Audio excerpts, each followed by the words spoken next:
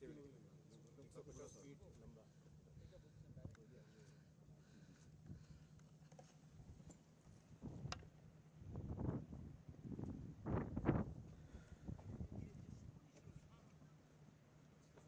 जहाँ झंडा है यहीं तक चलना है, वहीं तक चलना।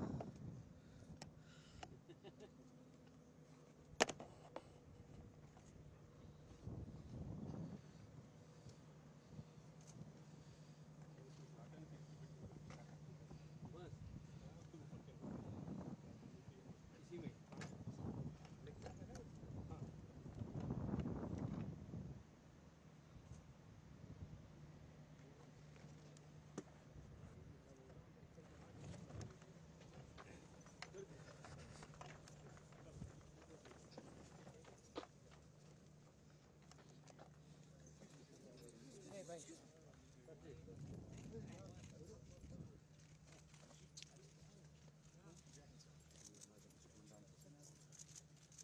आप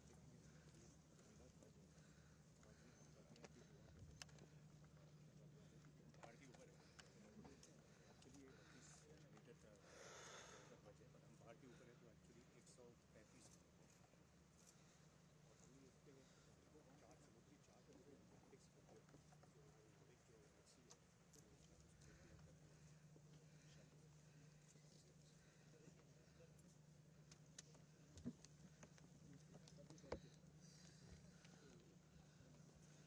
एक जो एक्सी है आ जाए जी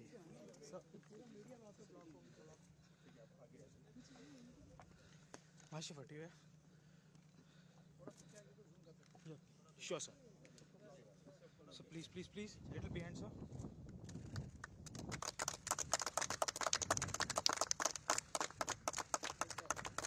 सर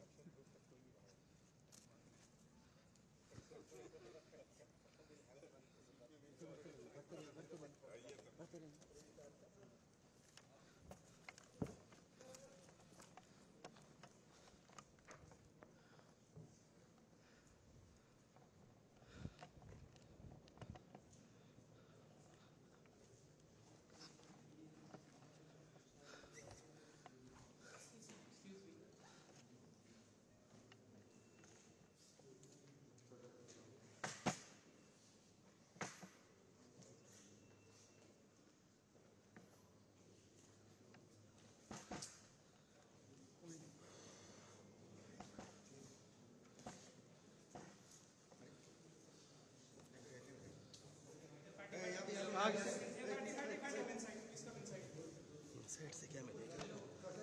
प्लीज कम इनसाइड।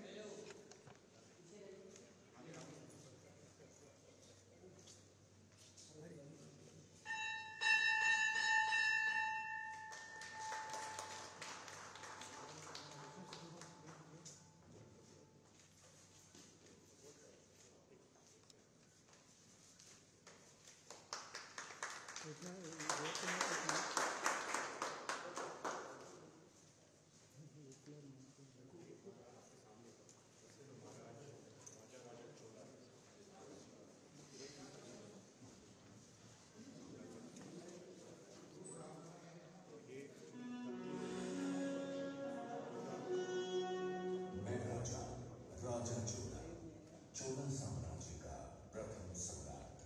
मैंने चोला साम्राज्य का नेतृत्व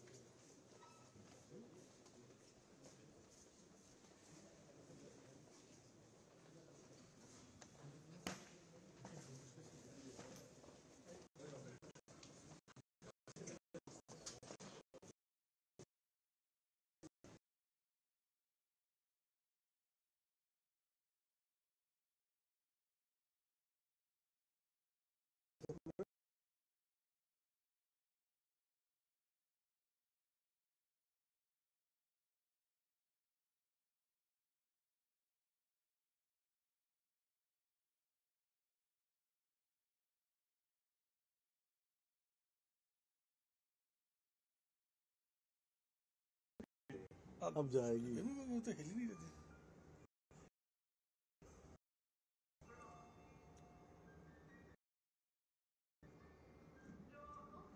चलिए दो रोपिंग हो गई।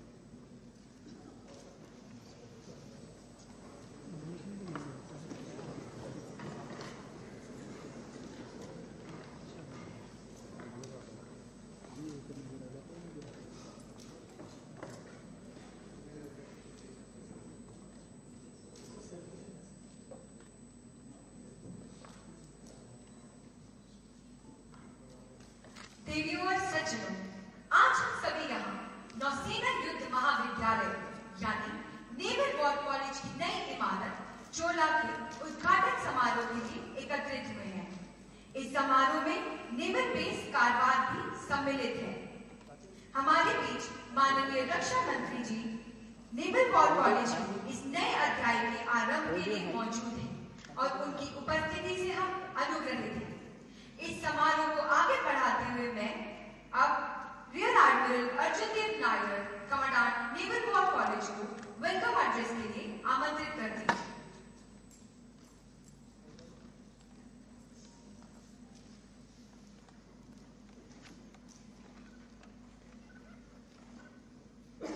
माननीय रक्षा मंत्री श्री राजनाथ सिंह जी, माननीय मुख्यमंत्री गोवा श्री प्रमोद सावंत जी, माननीय केंद्रीय राज्य मंत्री Shri Shripad Naik ji, admiral R Harikumar, chief of the naval staff, Shri Giridhar Aramane, defence secretary, vice admiral Sanjay Jaisingh, commander in chief western naval command, vice admiral Venam Srinivas, commander in chief southern naval command, Shri Puneet Kumar Goyal, chief vice admiral Sanjay Jaisingh, commander in chief western naval command, vice admiral Venam Srinivas, commander in chief southern naval command, Shri Puneet Kumar Goyal, chief secretary government of Goa, vice admiral Tarun Sobti, director general seabird, admiral Arun Prakash, former chief of the naval staff, flag officers, senior officers, farmer commandants, esteemed guests,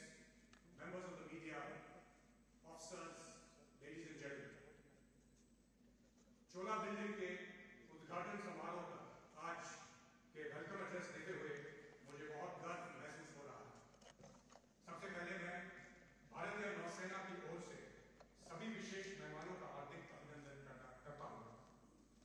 मुख्य अतिथि माननीय रक्षा मंत्री श्री राजनाथ सिंह की हमारे बीच मौजूदगी से हम सम्मानित हुए हैं। हमारा ये भी सौभाग्य है कि गोवा के माननीय मुख्यमंत्री श्री प्रमोद सावंत और माननीय केंद्रीय राज्य मंत्री श्री श्रीपद नायक भी इस समारोह में उपस्थित हैं। We are privileged to have amongst us former commandants of the college who have been instrumental in conceptualizing, designing, and implementation of this majestic building. The Naval War College was established in 1988 in Karanja, Mumbai, as the College of Naval Warfare. In 2010, the college was renamed as the Naval War College, and in 2011, the college shifted to Goa. इसके पश्चात एक प्रमुख शिक्षा संस्थान के अनुरूप infrastructure requirements की आवश्यकताओं को पूरा करने के लिए एक प्रस्ताव रखा गया। आज का दिन उस परिकल्पना की पूर्ति का प्रतीक है और मैं बिल्डर इंडिया कंस्ट्रक्शंस और कॉमोडोर प्रशांत चंद्रशेखर के नेतृत्व द्वारा प्रोजेक्ट प्रबंधन समूह के हर सदस्य के प्रयासों की सराहना करना चाहता हूं। वे दिन रात मेहनत करते रहें ताकि यह सपना हकीकत में बदल सके और हम उनके प्रति बहुत आभारी हैं। मैं चाहता हूं कि प्रोजेक्ट प्रबंधन समूह के सदस्य अपने अपने स्थान पर खड़े हो जाएं और हम उन्हें तालियों की गूंज से सम्मानित करें।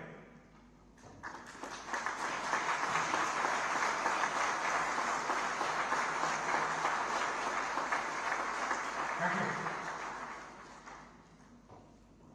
मैं इस अवसर पर यहां मौजूद सभी मेहमान को आश्वस्त करता हूं कि हम कॉलेज में भारतीय नौसेना के विजनरीज के दिशा निर्देश को आगे बढ़ाने के लिए उत्साहित हैं। अंत में मैं आप सभी को इस समारोह में शामिल होने के लिए फिर से धन्यवाद देता हूं। शाम वर्णा, जय Hind.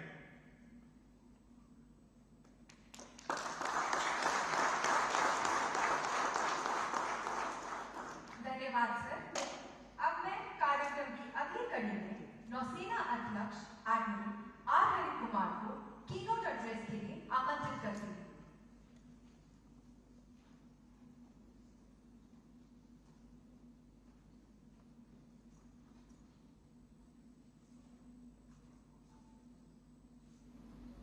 Honorable Raksha Mantri Shri Rajnath Singh Ji, Shri Pramod Sawant Ji, Honorable Chief Minister of Goa, Shri Shripad Naik Ji, Honorable Minister of State for Ports, Shipping and Waterways, Shri Giridhar Aramane Ji, Honorable Defence Secretary, Vice Admiral Sanjay Singh, F.O.C.C. West, Vice Admiral Srinivas, F.O.C.C. South, Admiral Arun Prakash, former Chief of Naval Staff, Reverend Arjun Dev Nair, Commandant Naval War College, esteemed veterans, distinguished dignitaries, members of the media, ladies and gentlemen. It's a matter of singular privilege for me to welcome our chief guest, Shri Rajnath Singh Ji, our Honorable Raksha Mantri. I would like to convey my sincere gratitude to you, sir, for taking time out from your busy schedule to this occasion.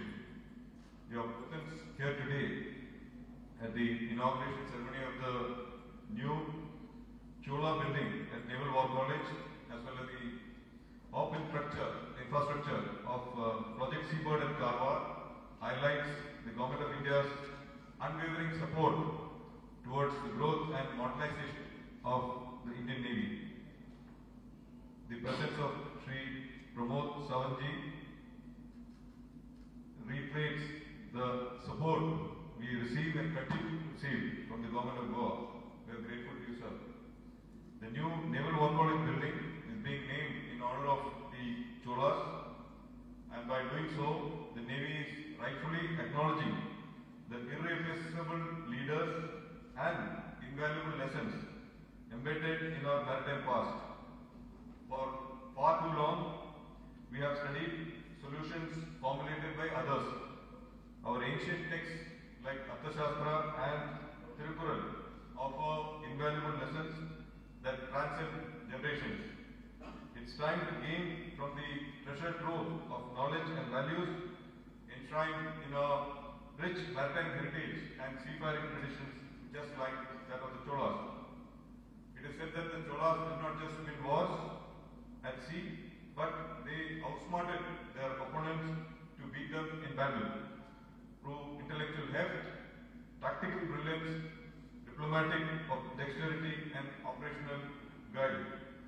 The Cholas' strategic brilliance in exercising sea control to the Far East continues to be studied and treasured, serving as an inspiration to the Navy and the nation even today. This new building, the Chola Bhavan, is a testament to the future-proof design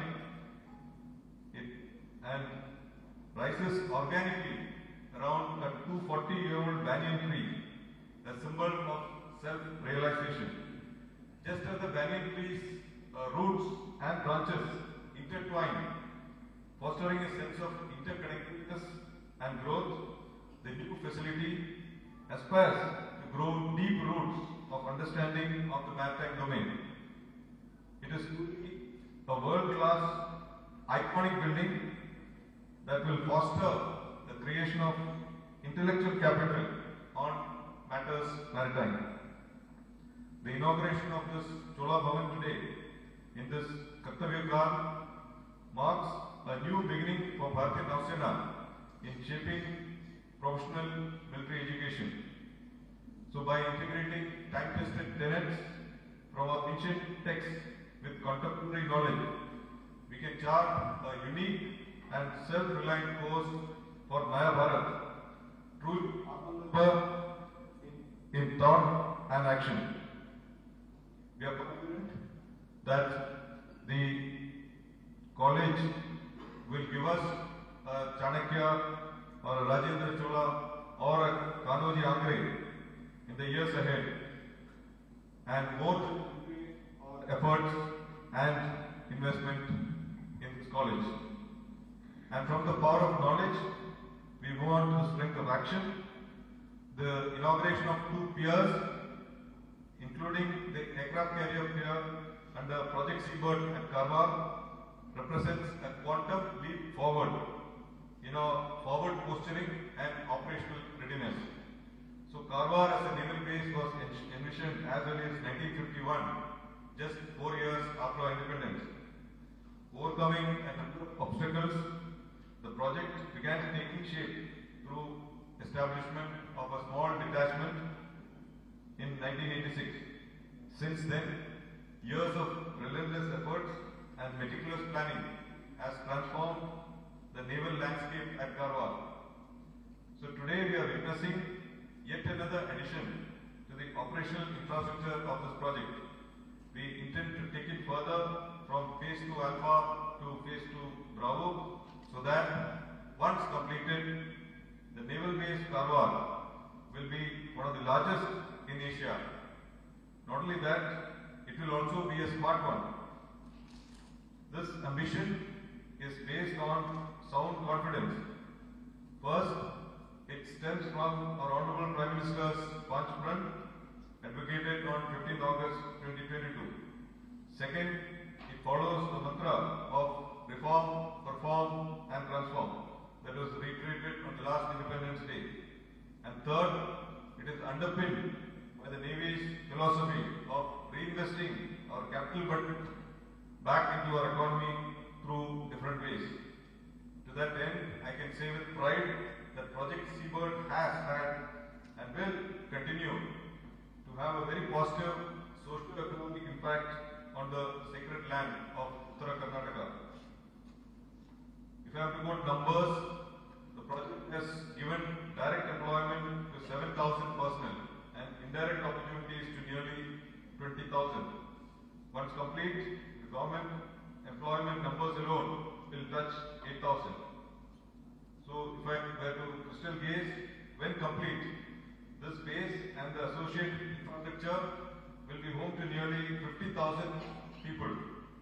Such a big township will invariably spur local economy, jobs and business opportunities for the people of Uttara Karnataka. If you were to look at the niche activities such as ship repair, maintenance, docking, etc., that will be undertaken here. Imagine the capability enhancement of many are supporting local ancillary industry. And if you were to look further in terms of connectivity, the Naval Air Station with a civil enclave will boost communications and thereby provide significant fillip to the government's Udan scheme and promote tourism in these revered lands of Kshetra Gokarna. So the naval base Karwar will therefore be a catalyst not just for the Navy but for the industry and the people of Karnataka. So simply put, it will be a positive contributor to Bharat's unparalleled growth story that is unfolding as we all collectively march towards 2047. So before concluding, I would like to thank once again the Honorable Raksha Mantriji for his visionary leadership, which has been the driving force for for the realization of these ambitious projects. Bharatiya Nausena pledges to remain resolute in our responsibility to protect, preserve, promote and pursue Bharat's maritime interests anytime, anywhere. We thank the Government of Goa for all the support and assistance. Shadoward.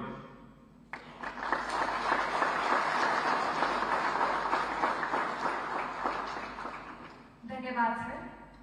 आज का यह उद्घाटन समारोह naval war college के इतिहास का एक स्वर्णिम क्षण है और इसी दिन को और यादगार बनाते हुए मैं आप सभी का ध्यान नेवल वॉर कॉलेज पर बनी एक लघु फिल्म की ओर आकर्षित करना चाहती हूँ।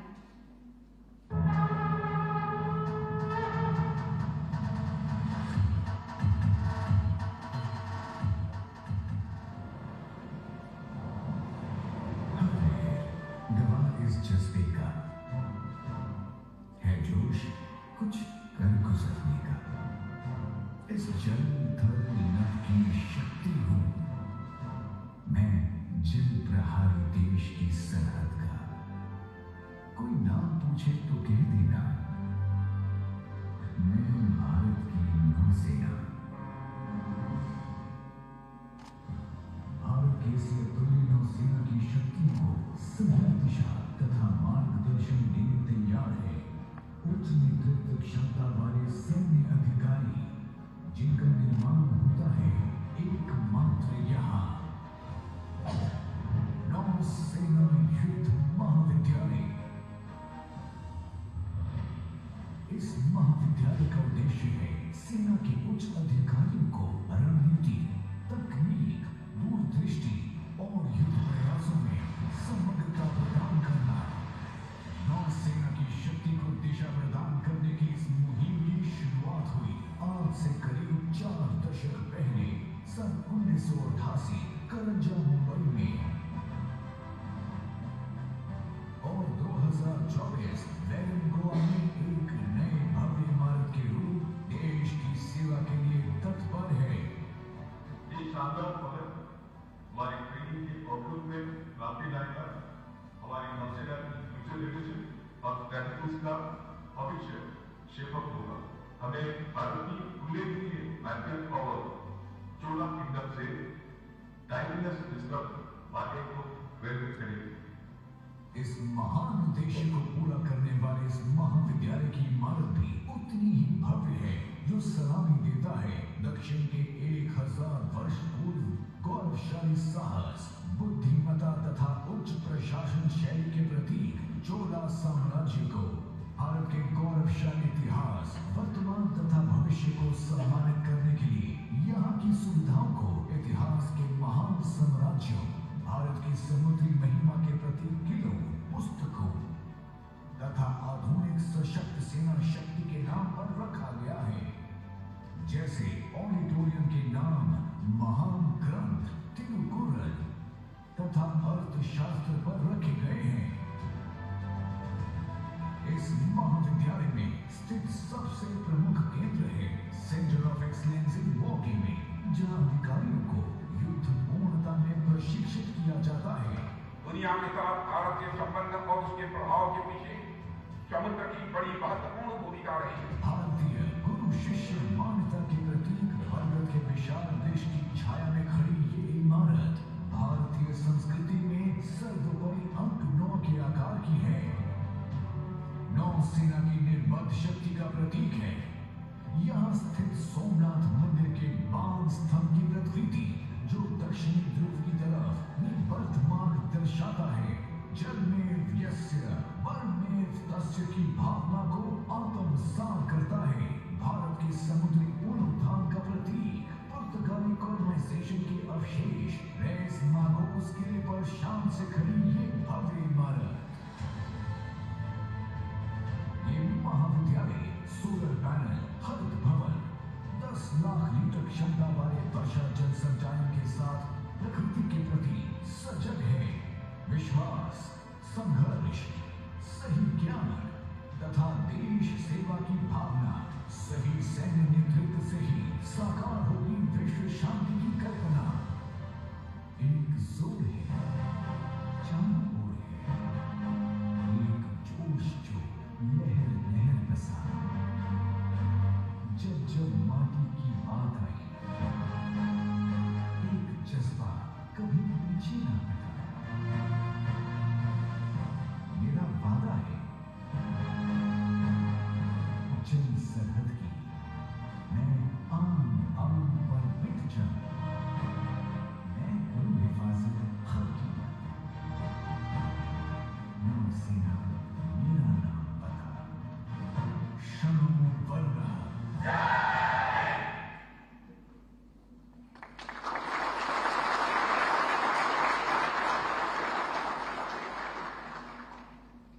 आज के इस ऐतिहासिक दिन को और यादगार बनाने के लिए सेना डाक सेवा के सहयोग से एक स्पेशल कवर रिलीज किया जा रहा है। जैसे कि आप सब जानते हैं कि फिलाटली को किंग ऑफ द हॉबीज या फिर हॉबी ऑफ द किंग्स कहा जाता है।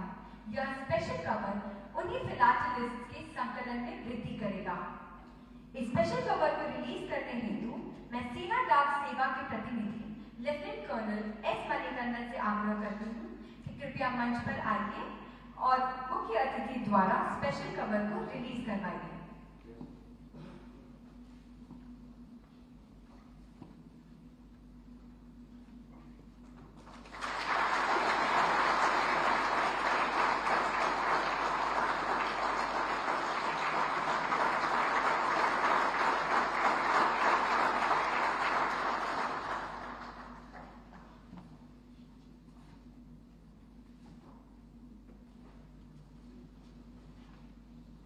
धन्यवाद sir.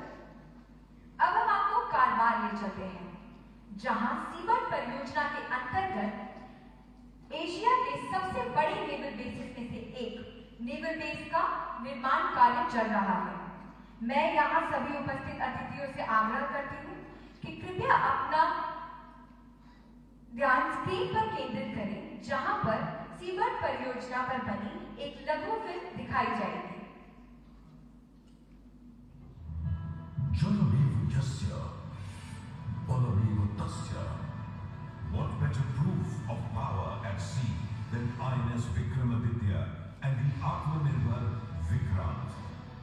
Keeping these mighty warships combat ready is vital. Doing just that is Project Seabird's aircraft carrier pier. 25 meters wide and 560 meters long, it is designed to berth 2 aircraft carriers and a large landing ship simultaneously. Designed by AECOM, the pier has been built by ITT Cementation. Every feature of the pier has been designed to enhance operational efficiency.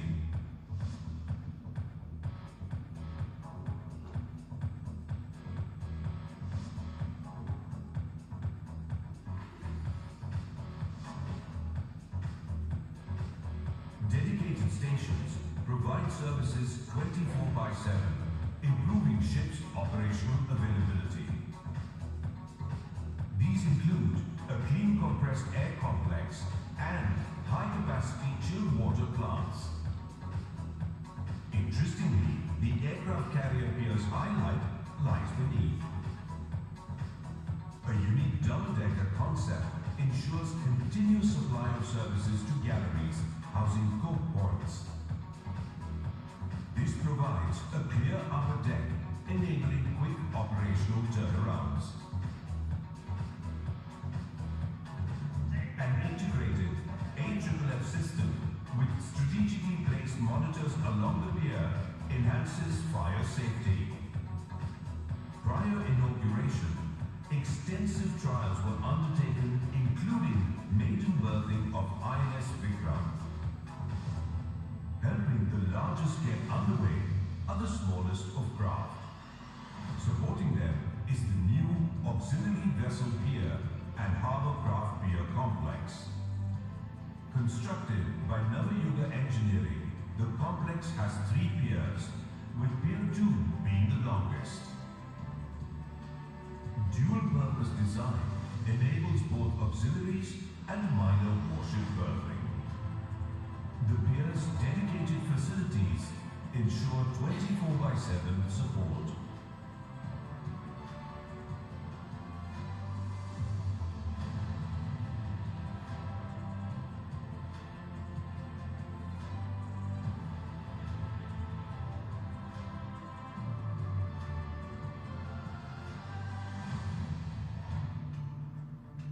Seabird is the Navy's most ambitious infrastructure project and a testament to India's maritime vision.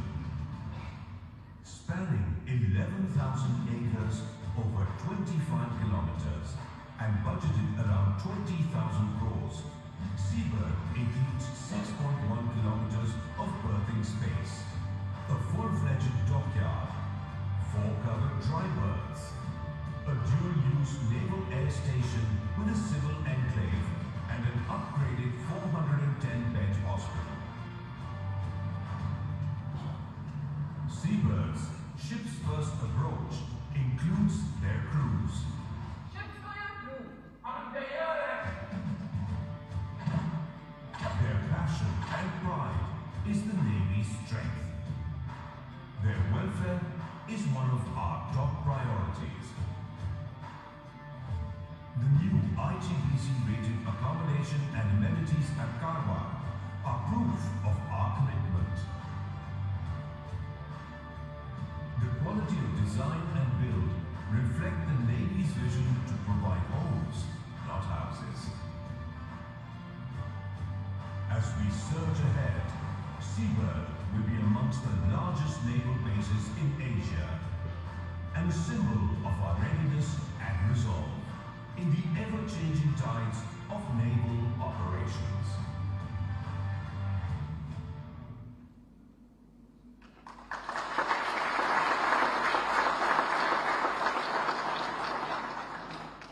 अब मैं माननीय रक्षा मंत्री जी से अनुरोध करती हूँ कि वे aircraft carrier पियर और ऑफली वेसल पियर के प्लाट का अनावरण करें।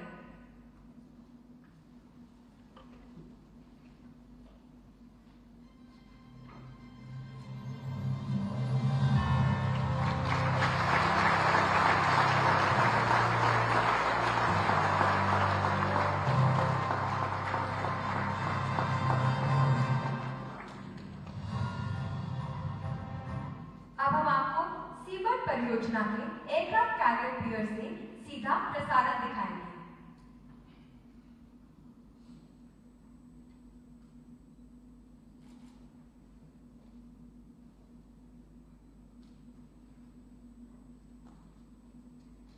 अब मैं नौसेना अध्यक्ष एडमिरल आर हरिकुमार से निवेदन करती हूँ कि वे हमारे मुख्य अतिथि को स्मृति चिन्ह भेंट करें।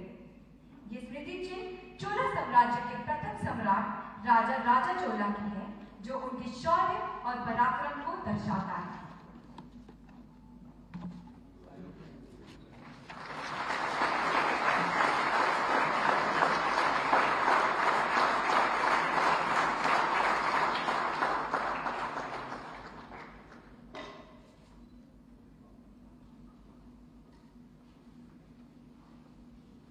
अब मैं माननीय रक्षा मंत्री जी से यह अनुरोध करती हूँ कि वे इनॉग्रेशन एड्रेस दें।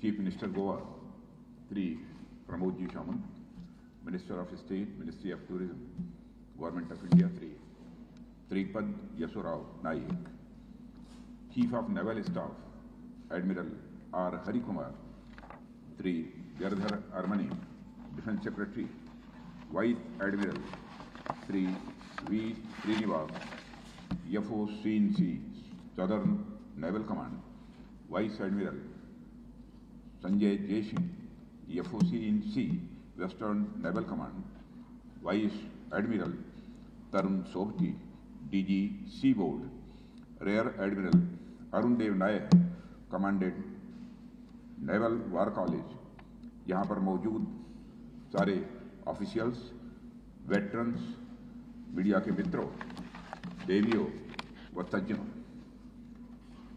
यह मेरे लिए बेहद प्रसन्नता का विषय है। नेवल वार कॉलेज की नई इमारत चोल भवन के इनाग्रेशन के शुभ अवसर पर आप सबके बीच उपस्थित होने का मुझे अवसर प्राप्त हुआ है। इसके साथ ही कारवार में प्रोजेक्ट सी बर्ड के तहत 2 नए पायर्स का इनाग्रेशन आज के दिन को और यह विशेष बना देता है। इस विशेष दिन के लिए सबसे पहले मैं इंडियन नेवी को अपनी ओर से हार्दिक बधाई देता हूं। साथियों, इंडियन नेवी की शक्ति में जिस तरीके से उत्तरोत्तर वृद्धि हो रही है, उसे देखकर मैं एक रक्षा मंत्री के रूप में खुश तो होता ही हूं, साथ ही भारत के नागरिक के रूप में भी मुझे जहां प्रसन्नता होती है, वहीं पर मैं अपने को गौरवान्वित भी महसूस करता हूं। और इस प्रसन्नता में 4 चांद तब लग जाते हैं जब नेवी इंडियनाइजेशन की ओर इतनी तेज कदम से आगे बढ़ती है। वैसे तो भारतीय सेनाओं के तीनों ही अंग, चाहे वह आर्मी हो, चाहे वह एयरफोर्स हो या वह नेवी हो, भारत सरकार की रक्षा क्षेत्र में आत्मनिर्भरता के संकल्प की पूर्ति के लिए इंडियनाइजेशन की ओर लगातार आगे बढ़ रहे हैं। लेकिन इसमें भी नेवी का जो परफॉर्मेंस है वह वाकई सराहनीय है। मैं नेवी के चीफ, नेवल स्टाफ के चीफ हरि कुमार जी और पूरे जितने भी हमारे ऑफिसर्स हैं, जितने भी हमारे कैडेट्स हैं, सबको मैं अपनी तरफ से हार्दिक बधाई देता हूं। और यह सिर्फ वर्तमान समय में ही नहीं, बल्कि आज़ादी के समय से ही भारतीय नौसेना ने आत्मनिर्भरता को प्रायोरिटी दी है। अनेक शिप्स के निर्माण से लेकर इंडिजिनस एयरक्राफ्ट कैरियर के निर्माण तक का सफर आत्मनिर्भरता के प्रति इंडियन नेवी के कमिटमेंट को दर्शाता है। नेवी द्वारा संचालित सेल्फ रिलायंट अभियान को देखकर मुझे अत्यंत प्रसन्नता होती है। साथियों, अभी हमारे सामने जो भवन दिख रहा था, और यह जो हमारा भवन है, यह कोई साधारण सी बिल्डिंग नहीं है, बल्कि यह भारतीय नौसेना के एस्पिरेशंस का और हमारी लेगेसी ऑफ मैरीटाइम एक्सीलेंस का यह प्रतीक है, उसको यह सिंबलाइज करता है। चोल भवन का निर्माण भारत की उस नई मानसिकता का भी यह प्रतीक है, जिस मानसिकता के लिए माननीय प्रधानमंत्री जी ने लाल किले के प्राचीर से देशवासियों का आह्वान किया था। प्रधानमंत्री जी ने देशवासियों को संबोधित करते हुए कहा था कि हमें न सिर्फ गुलामी की मानसिकता से बाहर निकलना है, बल्कि अपने समृद्ध ऐतिहासिक विरासत पर भी हमको गर्व की अनुभूति करनी है। यह चोल भवन चोल साम्राज्य की शक्ति का प्रतीक तो है ही, साथ ही साथ यह उस विशाल साम्राज्य के प्रति हमारा ट्रिब्यूट भी है, जिसने भारतीय संस्कृति को कई मामलों में सकारात्मक दिशा दी और उसे अभूतपूर्व विस्तार भी प्रदान किया है। साथियों, कोई भी साम्राज्य या कहें कोई शासन व्यवस्था, वो अपने समाज की संस्कृति का बाई प्रोडक्ट होती है। अर्थात जैसी संस्कृति होती है, वह संस्कृति वैसी ही शासन व्यवस्था का स्वाभाविक रूप से निर्माण करती है, वैसे ही साम्राज्य का भी निर्माण करती है। लेकिन इसके साथ साथ शासन व्यवस्था के स्वरूप का प्रभाव भी उनकी अपनी संस्कृति पर पड़ता है। जहां एक तरफ भारत की विविध और समृद्ध संस्कृति ने भारत में चोल साम्राज्य जैसी वैभवशाली शासन व्यवस्था को जन्म दिया, वहीं चोल साम्राज्य ने भी भारत की संस्कृति के विकास में अपना बहुमूल्य योगदान दिया है। जैसे चोलों के समय जिस तरह से नौसेना पर काम किया गया, जिस प्रकार से उनकी नौसैनिक ताकत ने बंगाल की खाड़ी को एक तरह से चोल लेक में तब्दील कर दिया था, उसने कहीं न कहीं छत्रपति महाराज शिवाजी को भी आधुनिक नौसेना के गठन की उन्हें प्रेरणा दी थी। इसी प्रकार चोल साम्राज्य के समय आप देखें तो उनके समय स्थानीय स्वशासन को बल मिला, जिसने हमारे संविधान निर्माताओं को इस बात के लिए प्रेरित किया होगा कि शासकीय व्यवस्था का स्थानीय स्तर पर लोकतांत्रिक स्वरूप होना चाहिए। साथियों, मेरे कहने का यह अर्थ है कि शासन व्यवस्था और संस्कृति एक दूसरे के पूरक होते हैं एक दूसरे को सप्लीमेंट करते हैं। जिस प्रकार संस्कृति शासन व्यवस्था को गठित करती है, उसी प्रकार शासन व्यवस्था भी संस्कृति को दिशा प्रदान करती है। भारत की नवनिर्मित संसद में माननीय प्रधानमंत्री द्वारा चोल साम्राज्य में सत्ता हस्तांतरण के प्रतीक सेंगोल की स्थापना भी उसी सांस्कृतिक प्रभाव और प्रेरणा का एक उदाहरण है। साथियों, यदि भारत की सामरिक शक्ति की बात की जाए तो आप सब जानते हैं कि ऐतिहासिक काल से ही और यूरोपियों के आने से पहले तक भारत को सबसे ज्यादा थ्रेट उसके लैंड बॉर्डर से मिलते रहे। एंशियंट एरा या मिडिवल एरा में आप देखिए तो जब आक्रांता भारत की ओर आए तो उत्तर पश्चिम सीमा की ओर से ही वह आए। इसलिए ऐतिहासिक रूप से जमीनी सेनाओं की सुरक्षा करने की ओर ज्यादा ध्यान दिया गया है। आजादी के बाद भी भारत की प्रायः सभी सरकारों का इसी ओर ध्यान रहा है कि कैसे भारत के लैंड बॉर्डर्स को मजबूत किया जाए।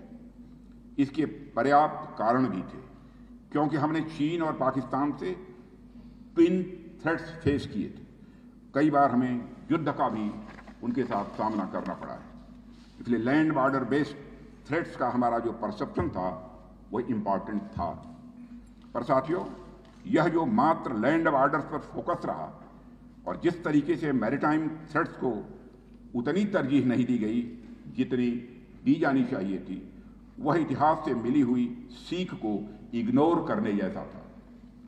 भारत में यूरोपियन इंपेरियलिज्म का उदय मैरीटाइम रूट से ही हुआ, यह हम सभी अच्छी तरह जानते हैं।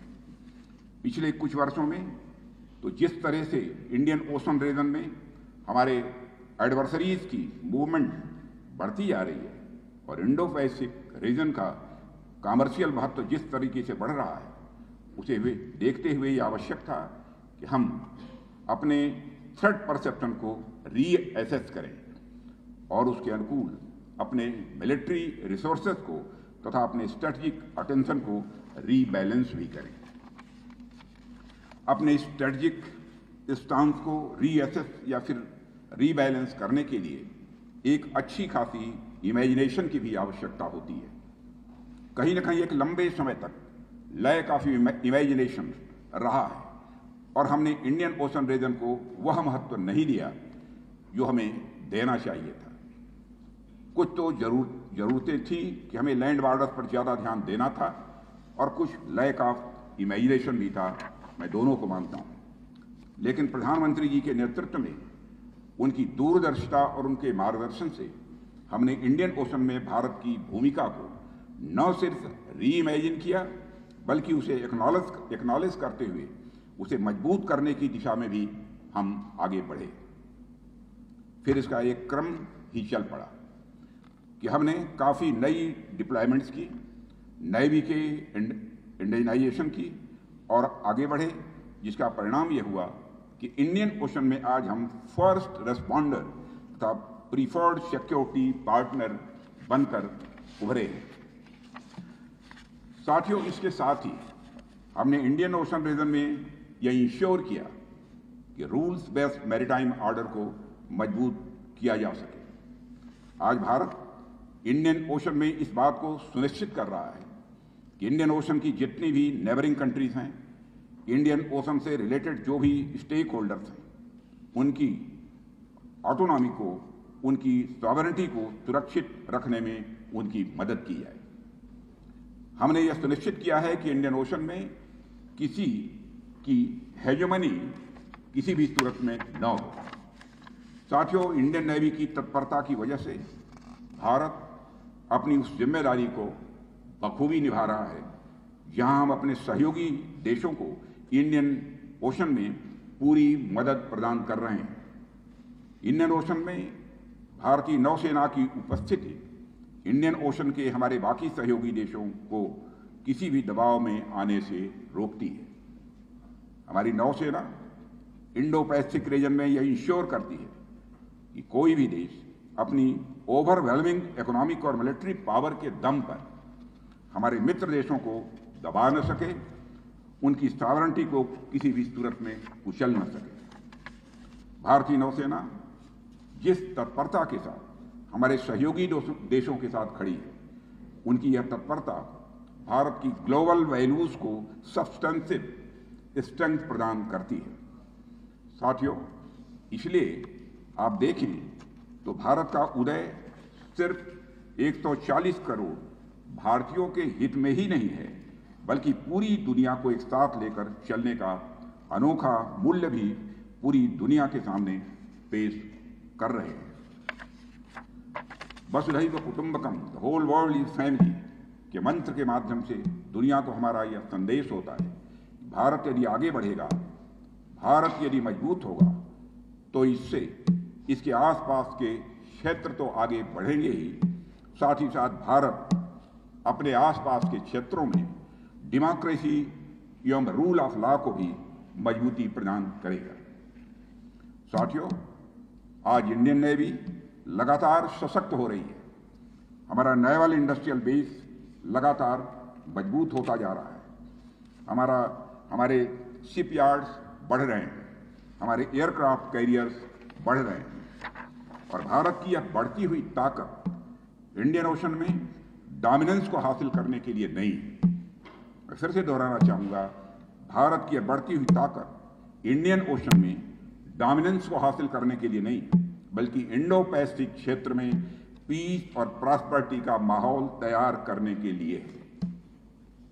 भारत की बढ़ती हुई नेवल पावर, हमारी एडवर्सरीज की बढ़ती हुई नेवल पावर से तो हमारी सुरक्षा करती ही है, साथ ही साथ इंडियन ओशन के दूसरे स्टेक होल्डर्स को भी सुरक्षा का वातावरण यह प्रदान कर रही है। साथियों, security and growth for all in the region अर्थात सागर पहल के तहत भी प्रधानमंत्री जी की प्रेरणा से भारत अपने समुद्री पड़ोसियों के साथ इकोनॉमिक और सिक्योरिटी कोऑपरेशन को मजबूत करने और अपने साथ साथ उनके हितों की सुरक्षा करने के लिए भी पूरी तरह से प्रतिबद्ध है। भारत की प्रतिबद्धता की पूर्ति में हमारी नौसेना का एक बहुत महत्वपूर्ण योगदान है। हमारी नौसेना जितनी सशक्त होगी, भारत का कद भी वैश्विक स्तर पर उसी अनुपात में बढ़ेगा। साथियों, वैसे आप देखें तो हमारी तीनों ही आर्म्ड फोर्सेज, चाहे नेवी हो, एयरफोर्स हो या आर्मी हो, ये सभी देश की सुरक्षा से जुड़ी होती है। लेकिन मेरी नज़र में नेवी का रोल एक अलग ही इंपॉर्टेंस रखता है, और वह इंपॉर्टेंस किस टाइप का है, इस पर मैं आपसे कुछ बातें यहाँ पर करना चाहूँगा। साथियों, हम सब जानते हैं भारत का कुल लैंड एरिया लगभग 32 लाख स्क्वायर किलोमीटर से ज़्यादा है, लेकिन भारत 3 तरफ से समुद्र से घिरा हुआ है। इसलिए मैरीटाइम लॉज के तहत यदि हम एक्सक्लूसिव इकोनॉमिक जोन को भी इसमें जोड़ें तो एक्सक्लूसिव इकोनॉमिक जोन का लगभग 20 लाख स्क्वायर किलोमीटर से अधिक का एरिया भारत के अधिकार क्षेत्र में आता है। इसलिए आप इसको टोटलिटी में देखें, ब्रॉड पर्सपेक्टिव में देखें, तो एक तरफ जहां भारत को पहले landlocked country with sea shores के रूप में जाना जाता था, वहीं आज भारत को एक island country with land borders के रूप में देखा जा सकता है। साथियों, यह भारतीय स्ट्रेटेजिक थिंकिंग के ट्रांसफॉर्मेशन को दर्शाता है। इसलिए मैं इस बात को रिपीट कर रहा हूं कि जहां भारत को पहले land locked country with sea shores के रूप में जाना जाता था, वहीं आज भारत को island country with land borders के रूप में भी देखा जा सकता है। और यह जो दृष्टिकोण बदला है, यह बदलते हुए भारत का एक प्रमाण है, बदलते हुए भारत को यह दर्शाता है। इसलिए यदि हम केवल लैंड एरिया पर ही फोकस करेंगे, उसकी सुरक्षा पर ही यदि हम ध्यान देंगे, तो यह एक्सक्लूसिव इकोनॉमिक जोन के 20 लाख स्क्वायर किलोमीटर से अधिक के क्षेत्र को, मोटा मोटा आधे भारत की सुरक्षा को एक तरह से हम इग्नोर करने जैसा यह होगा। यह पूरा क्षेत्र रिसोर्सेस से परिपूर्ण है। इस पूरे क्षेत्र में अवसरों की भी उपलब्धता है। इस क्षेत्र में पाए जाने वाले रिसोर्सेस तथा आने वाले अवसर भारत की प्रॉस्पेरिटी के कारक होंगे, भारत की बढ़ती शक्ति के भी यह कारक होंगे। इसलिए मुझे ऐसा लगता है कि भारतीय नौसेना का रोल अभी जितना है, आने वाले समय में वह और अधिक महत्वपूर्ण होने वाला है। साथियों, ग्लोबलाइजेशन के बाद, यदि ग्लोबलाइजेशन के बाद से जिस तरह से देशों के बीच आपसी व्यापार बढ़ा है, गुड्स और ट्रेड्स बढ़ा है, उसमें आप देखिए तो गुड्स एंड ट्रेड्स सबसे ज्यादा सी रूट से हो रहा है। और सी रूट में भी स्पेशली इंडो पैसिफिक रीजन तो एक तरह से हब बनकर इमर्ज किया है। गुड्स के इसी बढ़ते हुए ट्रेड की वजह से कई सारे थ्रेट्स भी इमर्ज होकर सामने आए हैं, जैसे पायरेसी और ट्रैफिकिंग की घटनाएं प्रायः देखने को मिलती हैं। हालांकि नेवी ने एंटी पायरेसी ऑपरेशंस तथा एंटी ट्रैफिकिंग ऑपरेशंस के माध्यम से पायरेसी और ट्रैफिकिंग पर जिस तरह से लगाम कसी है, उसने न सिर्फ इस रीजन में सिक्योरिटी के माहौल को मजबूत किया है, बल्कि ग्लोबल कैनवास पर भारत के लिए गुडविल भी जनरेट करने में कामयाबी हासिल की है।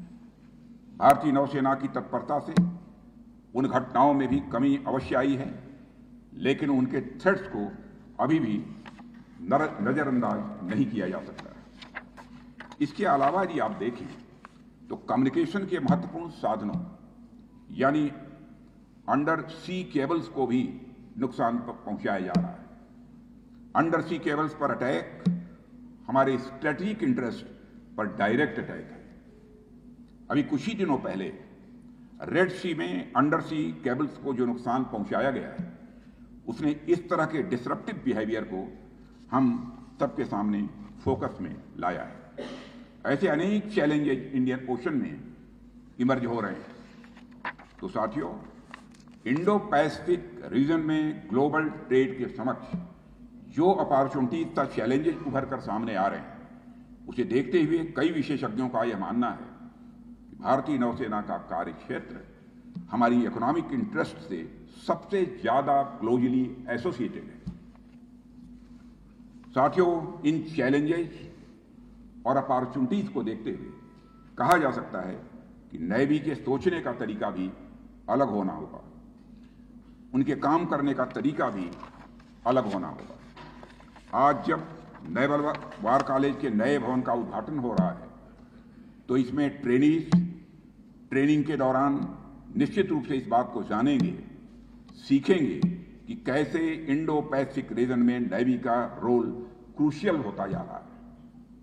मुझे पूरा विश्वास है कि नेवल वार कॉलेज अपनी इनोवेटिव ट्रेनिंग के माध्यम से ट्रेनीज की मिलिट्री कैपेसिटी को तो और बढ़ाएगा ही, साथ ही उन्हें इस नए पर्सपेक्टिव और इकोनॉमिक इंटरेस्ट पर फोकस के बारे में भी अवेयर भी करेगा। साथियों, जैसा कि हम सब जानते हैं कि आज प्रोजेक्ट सी बर्ड के तहत एयरक्राफ्ट कैरियर पायर और यार्ड क्राफ्ट पायर का भी इनॉग्रेशन हो रहा है।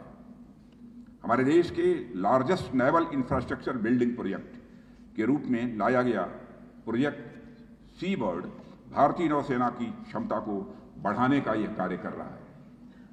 और इसी प्रयास की कड़ी में इन दो पायर्स का उद्घाटन निश्चित रूप से एक महत्वपूर्ण बात है। मुझे पूर्ण विश्वास है कि दोनों ही पायर्स देश की पश्चिमी तट पर हमारी स्ट्रेटेजिक प्रेजेंस को और भी यह मजबूती प्रदान करेंगे। आज का दिन, चाहे वह चोल भवन के उद्घाटन का हो या दो नए पावर्स के इनॉग्रेशन का हो, निश्चित रूप से हमारी नौसेना के लिए तथा भारत के लिए एक सिग्निफिकेंट डे है। मुझे विश्वास है कि भारतीय नौसेना के सारे प्रयास हमारे नेशनल इंटरेस्ट को प्रमोट करेंगे और इंडो पैसिफिक रीजन में पीस और प्रॉस्पेरिटी को इंश्योर करने में बहुत ही महत्वपूर्ण भूमिका का निर्वाह करेंगे। आप सबने मुझे इस महत्वपूर्ण अवसर पर यहाँ आमंत्रित किया, इसके लिए मैं एक बार फिर से आप सभी के प्रति आभार व्यक्त करते हुए और आप सभी को अपनी हार्दिक शुभकामनाएं देते हुए अपना निवेदन समाप्त करता हूं।